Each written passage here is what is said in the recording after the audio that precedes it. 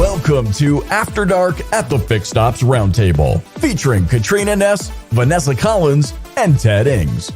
This episode is brought to you by BG Products, partners beyond products.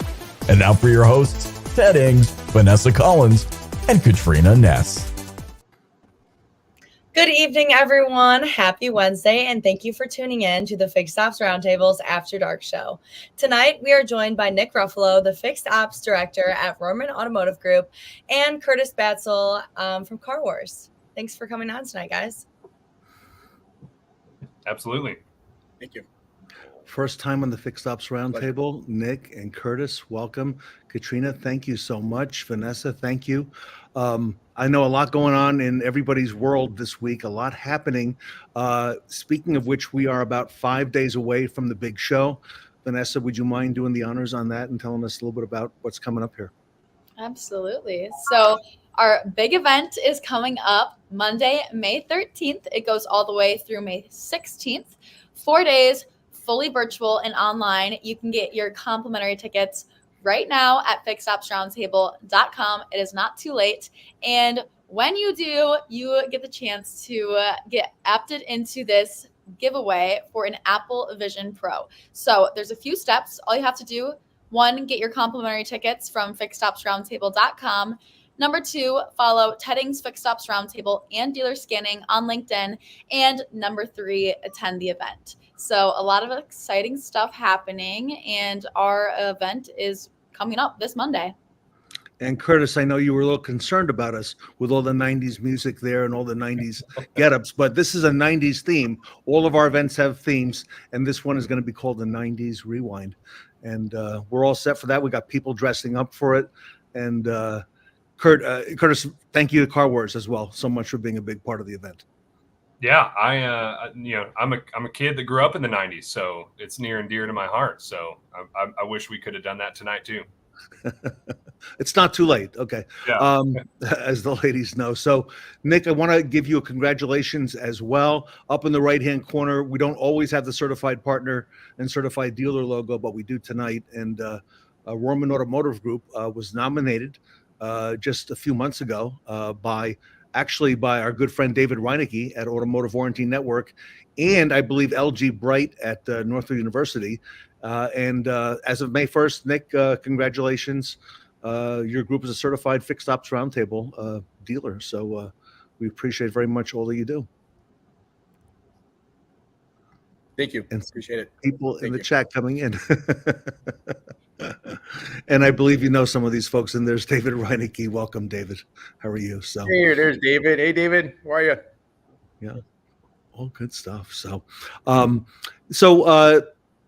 every dealer becomes a certified dealer. It's a tough act to follow. Last year, we rolled out our first Fixed Ops Roundtable certified dealers. We did that somewhere around June, so it's coming up on a year. And our very first one was Ed Roberts over at Bozard Ford Lincoln, and they became the very first Fixed Ops Roundtable certified dealer.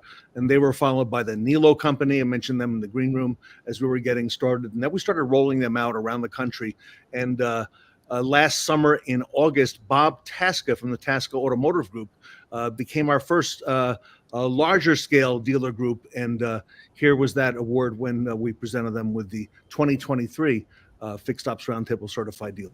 On behalf of Ted Ings and the Fixed Ops Roundtable, I'd like to present Bob Tasca with the Certified Dealer Award. Bob, congratulations. Oh, thank you so much. This is really an honor. I remember the first time Ted called me, and I'm like, who is this guy? Like, he's very persistent. I don't think I called him back the first time, but it really is an incredible thing that he's doing, and the message and the content that he's sharing around the country. It's a real honor. Thank you very much. Well, Bob, it is so critical to bring dealerships to the pinnacle of what they can bring to the customers and to the communities. And so on behalf of the Fixed Ops Roundtable, thank you again for being such an advocate for our industry. Thank you. And our good friend Sarah Van Tyne there with wearing Bob Tasca's fire suit, which she found a lot of luck in and won the next day, won the championship at Topeka. So Nick, welcome. Tell us a little bit about you and about Rohrman Automotive Group. So a little bit about me, background. I got into the business heck, I aged myself real quick here back in 97. Started off as a porter washing cars and went up to the desk and worked my way up into management. And then now into a fixed ops role here with the Rohrman Automotive Group. Been with them since 2008. And it's a great company to work for. The Rohrmans are very family oriented, and I'm looking for a long career with them and moving forward and continue growing. Got 10 stores underneath my belt.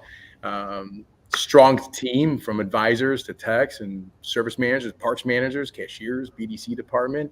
There's a lot that's going on, but like they say, if you love what you do, you never work a day in your life. And believe me, I don't feel like I work a day in my life, so enjoy what we do. Yeah. Nick, I got to ask you, how'd you start off in the business? Where'd you come in? So I started off as a porter, washing cars on a used car porter over at a Ford store local to the house. Actually, it was about 4 blocks away from home, and they gave me a shot. I was actually going to school to be a police officer, believe it or not. I was in college and got up to the desk and really enjoyed the customer interaction and dealing with people and being a problem solver. Just fell in love doing it, and the change of the pace can change day by day, and you mold to it, and you change, and next thing you really start to develop different skill sets when it comes down to your customer relations and interaction, and then next thing you're like, hey man, I want to get into management, and you prosper. So I never forget where the roots started from. To this day, if I have to wash a car and I'm going through a service department or pick up trash, see something laying on the floor, that's just it's nature now. It's just what you do. But yeah, started off. So I got a lot of experience. Now I sold cars for a short period of time, so I got experience on the front end. But my cup of tea and what I enjoy is the fixed operations portion. So I really do. It's a good time. Yeah. And Curtis, how did you and Car Wars come to meet Nick and his group? How'd that happen? Well, first and foremost, I think it happened before I was here. I know I saw Jeremy was on the horn earlier, so we have been partners since long before I was around. But I know that the Rohrman Group is very focused on accountability and consistency across. When you have a large group like that, you need tools that are going to help you hold accountable every single store and every individual staff member to the level of service and experience that they expect their customers to receive. So we've been working for them a long time. Jeremy, I don't know if you want to chime in on the chat, because I actually don't even know how long we've been working, but I think at least 4 or 5 years. Car Wars has been our partners for a number of years. I can go back even 2012, 2013 days as well. I remember having them as a tool in my service department and listening to the calls that were coming in and identify areas of opportunity where we just didn't handle that call correctly, or we didn't ask the right question, and sitting down with the staff members that were taking in those calls and letting them hear themselves, and showing an opportunity where we could have done things maybe a little bit differently to satisfy or to benefit the customer's experience. You really can't put a dollar on that, and Car Wars is a great tool to have. So we have Car Wars rolling out. It's in all of our stores when it comes on the variable side. We also have it on the fixed operations side too at a number of our stores. Hey, Nick, it's amazing how much the phones, how much the phones have to do with our business, even today in 2024, right? Yeah, I mean, we all been taught to look at yourself in the mirror when you're talking to a customer over the phone, because your body language is what they're reading, or what they're listening to over the phone. And putting an advisor or a sales associate and listen, it's like, man, it's like they look at you like, that's what I sounded like. So let's do it this way. Or you get a lot of great takeaways that you can share on how well someone handled a phone call and how well we set up the service appointment, how descriptive we were that, we're 2 blocks east of Gulf Road, would it be, and, across the street from whatever gas station, to give the customer the right directions on how to get to where they got to go, to visit us. So it's impactful. It is. So tell us the importance of phone training in the service department and getting back to the basics. I'm a firm believer you have that one opportunity when that call comes in. And first of all, how fast are you grabbing that call? Right. And understanding how long even a wait time is when the phones are sitting there ringing and the customer's just sitting in the back. And as you're speaking to the customer over the phone, as someone just mentioned, your body language is key. It is. And, how we're taking care of them. And then that's almost setting the expectation of what the customer is going to witness when they come into your service drive and when they come into your showroom. If they had a bad experience over the phone, already probably got the guard up, what kind of experience they're going to have when they visit your store. So it's very impactful. And, you could break it down. Car Wars has to break it down. We could break it down by your advisor. You could break it down to your sales associate, and you have it all columned up on what's going well, what's not, from connected calls. And I'm not going to go too much in that because I got Curtis on the call here, but it gets really detailed, Yeah, I mean, and I've heard so many times you have to treat your service department exactly the same as sales. It's all about customer experience and selling the retention to them. It is. We all heard that same saying. I've heard it since 1997. When I got into this business, sales sells the first and service sells the rest. So if you want to have a strong sales department, sell that first car and make sure your service department is doing what they need to do to retain that customer. That's And awesome. Curtis, if I may, for those who don't know, what exactly does Car Wars do? I think we're picking up on some of it, but give us the big picture. Tell us the whole. Curtis, that's your baby. Go ahead. Love it. So Car Wars, if you boil everything down, we do call tracking. That's the industry term. That means we help dealers track, record, and analyze every single call in and out of the dealership. So there's several different value-added processes we can insert in there, like getting those calls into the platforms that the sales and service managers live in every day. So CRMs and schedulers and things like that, but also adding categorizations and tags that help us surface the calls that are actually important. So Nick doesn't have to go in and listen to every single call that comes into a service drive. We're going to surface up the 3 or 4 where they had an opportunity they missed on, or where the customer didn't get to the intended party. So we help them save time by doing the hard work for them, but also bring value and let them fix some of the missed opportunities that they might have had come in each and every day. Wow. Okay. And Curtis, I know stores vary in size, small, medium, and very large stores. Then you have groups. What can an average store expect in terms of service? Incoming service calls, like on a monthly basis. I don't know if you could break that down. But give us a ballpark in this day and age. We did a data study from 2023. We've got somewhere between 5,000 and 6,000 dealerships that we do this for. And so the average across all of them, so kind of splitting down the middle, is 43,500 calls in a year come into a dealership.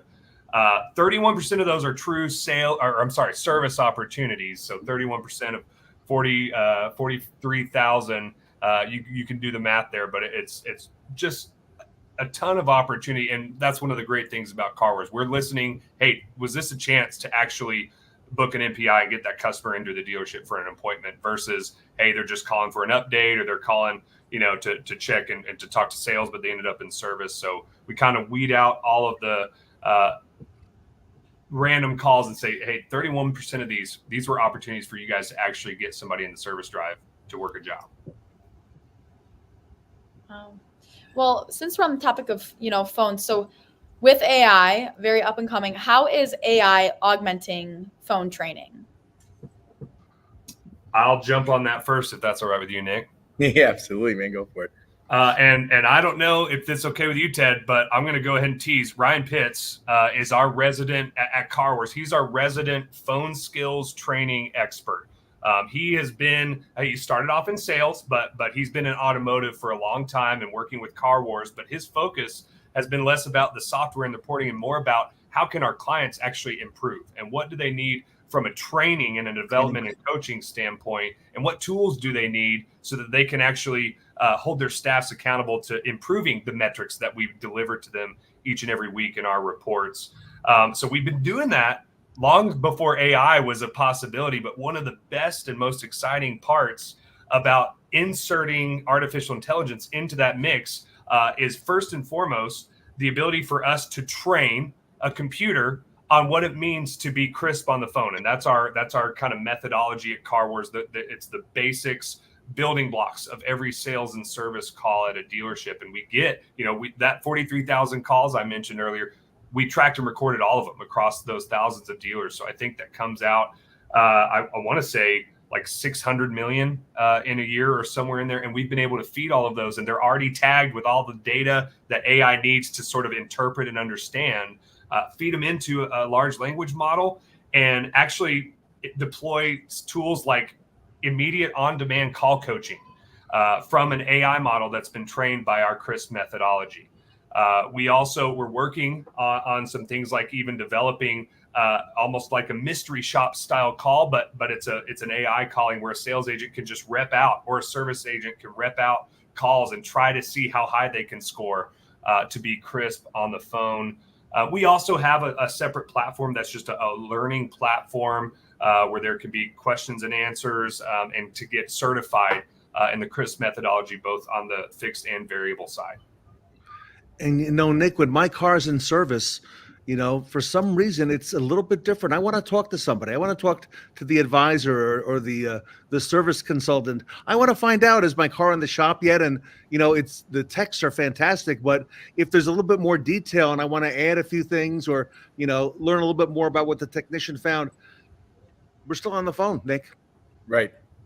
And at the same token, you're not going to take away that personal touch where you're still speaking with someone, but an AI such as what I'm accustomed to on our end, and working with the team over at Car Wars and Curtis, and developing one that can still take the phone calls for your overage that your BDC didn't take, or your advisor couldn't take, or before and after hours, or even sending that call to the customer, let them know their special order parts have now received once we get it checked in. So I don't make Curtis, you let me know how far deep in the weeds I can go, because it was like when I met him at NAD and we went over this, it was that bromance that actually took place there up there with Car Wars. But the ability and working directly with them and seeing where our needs are at and tailoring something for the Rohrman needs in our group on what we're looking to achieve with an AI. It's more than just answering a call and just setting that appointment, and how the fundamentals work with the AI and training that computer, if you would, to be that responsive to understand what's happening is just absolutely amazing. And on some of the stuff I ever heard that they have going on.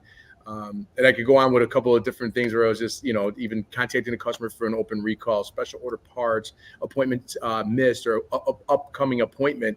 You can't put an AI, when you put an AI at it, there's someone that's they're not calling in sick. They handle a bunch of calls at one time, and how clear they are when they're speaking with you on the phone, where it's like, is this really an AI? And that's winning right there, And Ted, I love what you said about, wanting to, if your car's already in there, you want to talk to an advisor and get that status from an actual person. Right. And the reason Nick brings up, having AI handle the easy stuff is so that the phone lines are freed up and the bandwidth of the service team is freed up to take those calls that actually do need that human touch. There's obviously the great debate right now is how much should we use AI versus keeping that human element. And I think that's the perfect intersection to say, let's let the AI handle the easy stuff so that the people working in the service drive can actually take the calls that matter.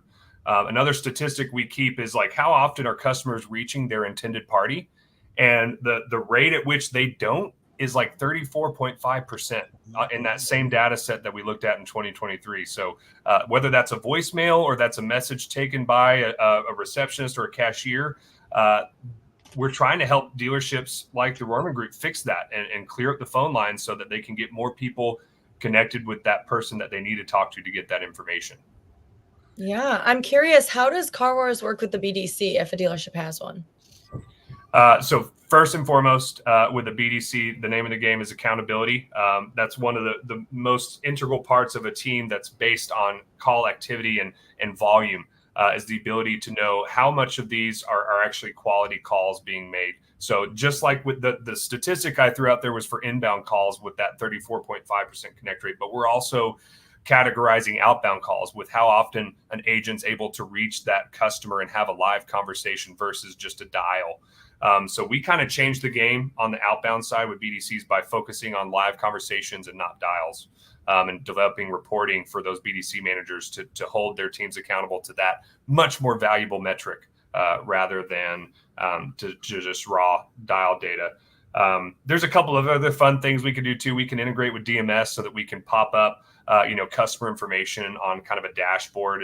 There's a little bit of BDC tools, and they can see entire conversations in a thread format with texts and calls with AI recaps in a chronological and conversational format, just so they have all the information available for the recent interactions with that customer. And Nick, does your group have a service BDC? And if so, is it centralized, or how is that done? Each store has their own service BDC department, in conjunction with using an AI and so forth. But having an AI that speaks directly to your DMS and with your scheduler, it's like having another person that, like I said, doesn't call in sick. It's there 24/7 and can take all the calls at one time. But much like what Curtis was saying, what we noticed before too is, back in the day, or even to this day, fundamentally, it's like, okay, I got a customer standing in front of me and the phone is ringing. Which one's most important right now? Do I stop and pause with my customer and answer the phone? Or do I give all my attention and detail to the customers in front of me? And they're wondering, okay, that's why they never answer the phone, because they're with a customer, So who's more important? Let the AI handle that. If the BDC can't get to it, let the AI handle it. It's an appointment. At the end of the day, we want to drive the traffic to the drive, and we got to be able to get that phone call. And, Nick, I think about other parts of the dealership, the finance or the business office. You could not imagine that F&I or business manager, Curtis, closing out a contract or an agreement with a customer and handling phone calls coming in at the same time. I mean, it's just unthinkable, right? That would happen. But Nick, that's been historically what we did in the service department. Sure. In fact, there was so much resistance. Remember the day when, oh no, we don't need a service BDC. Right. Or just bring it in, service hold, and you're sitting there, and it's roughly 9 seconds or 14 seconds, whatever it is per ringtone, and depending on what you have set up. That's a long time. And some stores or some places you call, their message or their hold music isn't the most favorable in any aspect, So it's like it's just you're kind of setting off the customer on the wrong foot, in my eyes. So if we could get that call, we get that appointment set, and then your BDC and your AI could still follow up with the customer a day or two in your settings to give them a reminder of their appointment, and it's seamless, more of a seamless, streamlined process. And Curtis, how important is that for the CSI, the dealership, that someone is picking up that phone quickly and not letting it go into limbo, waiting for someone? I mean, it's a game changer, and that's exactly why we preach it. It's just like, get them where they need to go. Your OEMs are going to thank you, and that's what builds. I believe it was Vanessa, or I'm sorry if it was you, Katrina. You guys talked about loyalty at the beginning. Like, the better experience you have when calling the dealership, the more loyal you're going to be, and the more sales that are going to happen down the road. So it all ties together, and you kind of can't there can't be a failure point at any point in that equation. Right. Absolutely. So Nick, I have a question for you. How are you able to roll out these initiatives on an enterprise level at your multiple locations, and how do you achieve buy-in?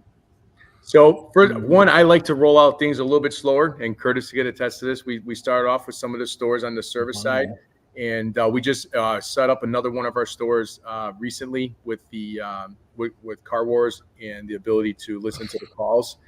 But as an enterprise view, I can go in there and I can look at one store as a whole. I could break it down and see what's doing and what with one advisor, what my inbound calls are. If you have a store that has a ton of inbound calls coming in, you go in there and I could tell why they're calling, because they're looking for status updates. Shame on our service advisor for not giving the status updates. Now we're eliminating another inbound call.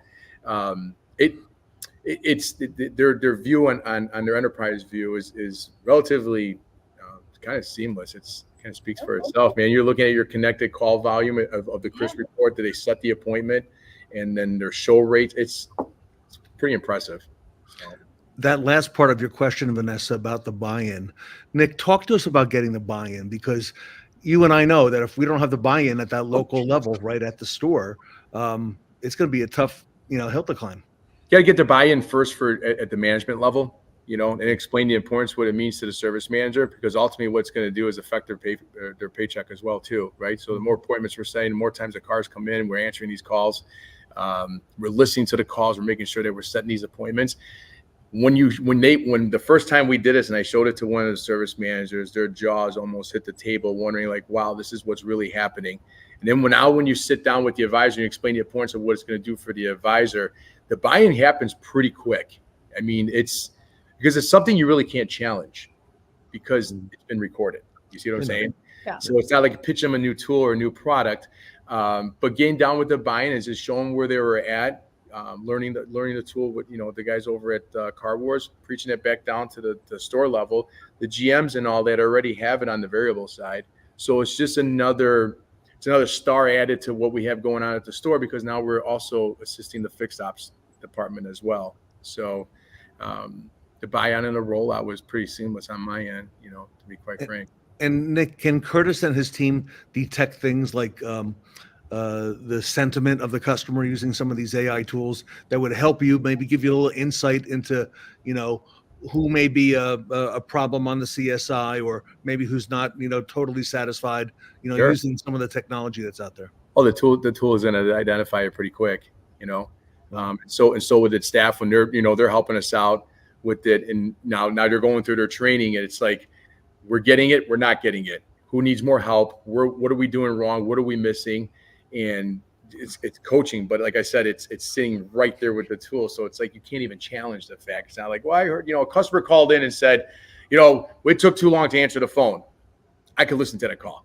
I could go back and pull another call.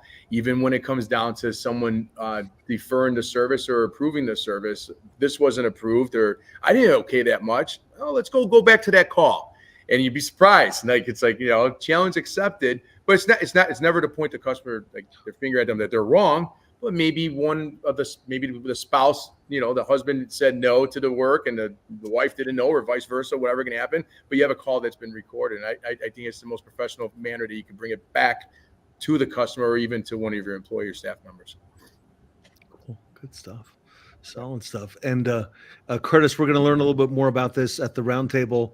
You mentioned that gentleman's name you mentioned just a few moments ago. I think he's going to be with us here next week. That's right. You guys are in for a treat. He's just full of. If you guys thought I had anything valuable here, I probably stole it from him. He's gonna have just a ton of insight on how to give the best experience on the phone, but more importantly, how to train your teams and change the culture at the dealership. When you guys were asking Nick, how he was able to roll this out at an enterprise level, he talked about each of kind of the tiers in the org chart, and it's like it's a culture shift across the entire organization if you want to get the most out of it. And again, what we're all here to do, which is to give our customers the best experience possible. And so Ryan's great at preaching that, and I'm sure you guys are gonna have a lot of fun next week.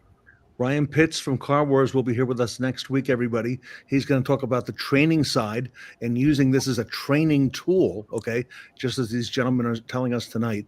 And he has an amazing ability to get down into all the different things, the scripts and so on. So he'll be part of our 4-day event next week with Car Wars, and we're looking forward to seeing Ryan here. And I thought he was just an amazing source of knowledge, and we're excited to have him. So Yep. Grateful, Curtis, that you were able to, have him give us some of his time here on the roundtable. So that's coming up next week. So great stuff. Nick, any closing thoughts you want to share with the group? Anything in the works, or anything you want to mention tonight? I mean, as a quick little recap here, I mean, this is great, to meet like this. Car Wars is a great tool. There was a lot of stuff that we learned that we were potentially doing wrong or could have done better with. Just back to the whole connected calls. I remember looking at this and I was listening to the calls, and it was just, we weren't saying, as the call came through, thank you for calling, the service department at whatever store it was, to make sure that person that's listening to the call heard that we're doing that, because they're listening to the call. So if they're not picking up on it, guess what? Neither is our customer, So we want to make sure that call is going in the right direction. There was plenty of takeaways and with the training that comes along with them as well. So I'm glad to be on the call. Glad we got nominated. I'm excited for the Rohrman Automotive Group and myself as well, and my colleagues with the group. And appreciate everything we got going on. So it's good stuff. Love it. Thank you so much. And Katrina, in our closing moments, tell us a little bit about something special you have coming up at Northwood University next month. Of course. So we're doing a pop-up event for our full tank automotive camp at Northwood University, where high school students, the youngest generation of the automotive industry, will be interacting with industry professionals. We'll be doing a lot of fun games. Obviously, like I said, Ted will be having his pop-ups, possibly live after dark show. Lots of fun. It'll be like an adult summer camp for a day where you can have fun and interact with the next generation. So we're super excited about that. So look for details on that, everybody. They'll be at Northwood University coming up at the end of June. I believe it's a Wednesday, right, Katrina, that we're going to have the It is. that one It day should with all be the activities. The 26th, June 26th. All Good. right. Let's get these guys out of school. We need them, right? Yeah, I know. We gotta start early, right, Nick? Do it out here, even with our high schools and so forth, with our districts, and have our career days here. So it's good that we're doing this. I love it. Love seeing stuff like this. Coming up on Monday at the roundtable, you're not going to want to miss. We're going to have several panels. The Leading Change panel will be at 12 noon Eastern on Monday. Tully Williams from the Nilo Company, Sarah Van Tyne, Steve Greenfield will be here, Brian Kramer, Fred Forden, and Steve Westner. One of many panels going on that day. Also, Steve Greenfield is going to give us a look into his crystal ball into the future of automotive retail. That's going to be on Monday morning as well. Liza Borges will be here from Carter Myers Automotive Group. Les Silver. There's going to be over 164 speakers with 34 panels going on and 3 keynote speakers Monday through Thursday. So if you haven't everybody already, get your tickets at fixedopsroundtable.com, and they are all complimentary. And you will also see Ryan Pitts from Car Wars here on the event. So we're excited about all of that. And also that big giveaway with the Apple Vision Pro. Katrina, what did I leave out? Sorry? What did I leave out? Nothing. You got it all. You got it all said. All right. Hey, Nick and Curtis, thank you so much for being here tonight. Thank you.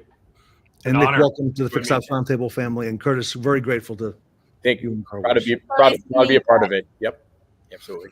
All right, everybody. On behalf of Nick and Curtis and Katrina and Vanessa, I'm Ted Ings. And the next time we'll get together will be Monday morning at 9 o'clock Eastern for the big show. So we will see you there.